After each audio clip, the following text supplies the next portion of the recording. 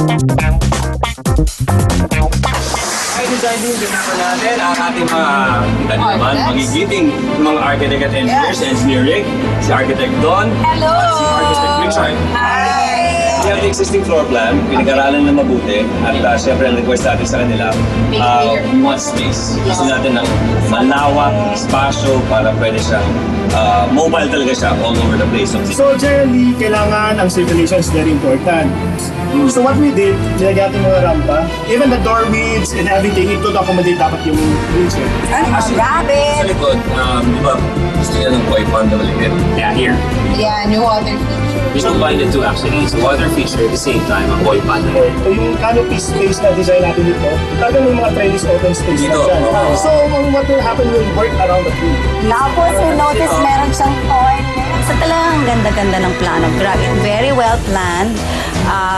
Ang laki ng mga windows. So talagang there's cross ventilation and we all agreed na iwanan yung high ceiling. Saka importante yan di ba na mabiyahe siya ng konti, pwede siya pumunta dito. I think malaking factor yung mobility para sa isang person with disability. No? Ang motto yun kasi, ang ano nga nila is less is more. Hindi na masyadong maraming embellishments or bololoy. Sa akin, naging teamwork siya eh. Lahat kami, may iba-iba kaming kinausap. Lahat kami, may iba-iba kaming nakita. And lahat yun nasama sa plan. Tuwang-tuwa ako na ibang challenge nung binato sa amin ngayon. Thank you, engineer!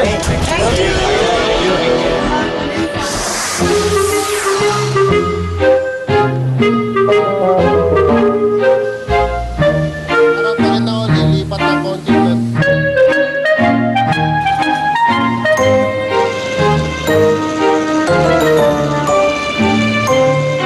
Aba, masaya.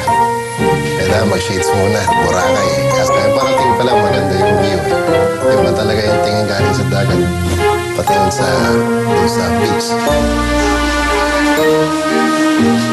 Pagpasok doon sa entrance, may konting fanfare, tapos tumigil doon sa harap ng magpe-perform. Swerte ko, natupad ako sa sexy sasayaw.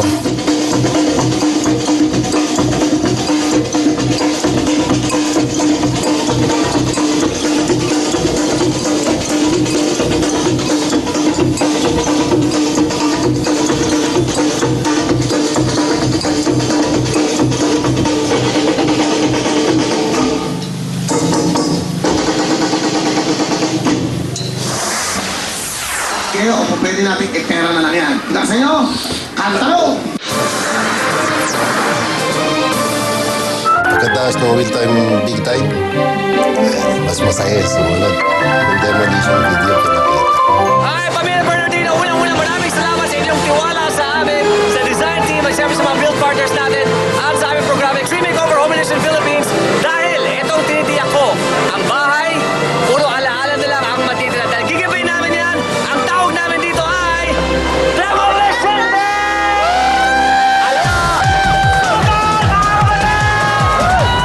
Ay, here we go!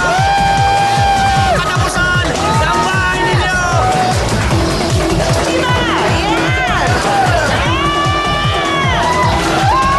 At kasama natin yan si Benji Drago ng Rescue 5. Benji! At ang mga Rescue 5!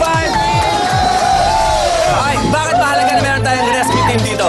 Kasi siyempre may mga chances kasi na yung possibilities na may masugatan, may mahigong na mga nagtitiba ng bahay. So nandito kami para tumulong, gamutin sila kung sakaling mangyari yun. Ayun.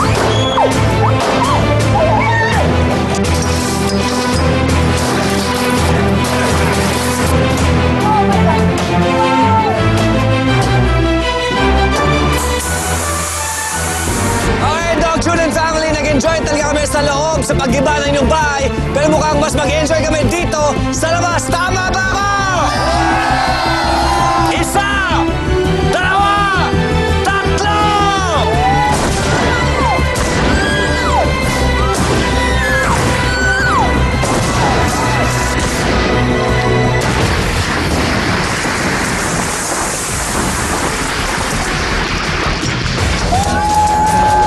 Alright!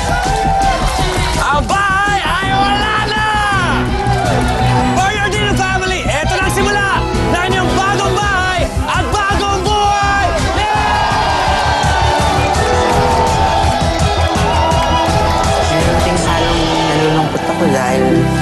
Nag-iba na yung bahay namin. Eh, eto na ate, pinaka nakita kong malaking putok, malaking ganyan. So, alam mo, parang sa pelikula, ganon. Well, medyo nakakatakot din siya kasi, you know, yung pag-crash ng ating ng roof, no? Pati yung mga exterior walls natin, medyo delikado. Sana wala mga lumipad dito, mga yero or what. Baka pag-apak namin, parang landmine, di ba? So kami ni Dip, I'm not going there, ayaw namin.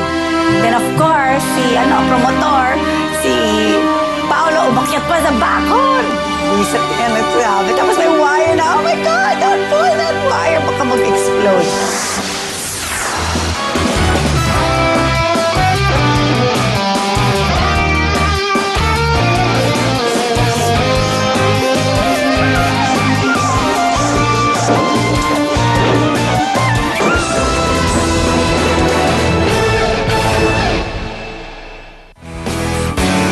Ang programang ito ay hatid sa inyo ng Bostik,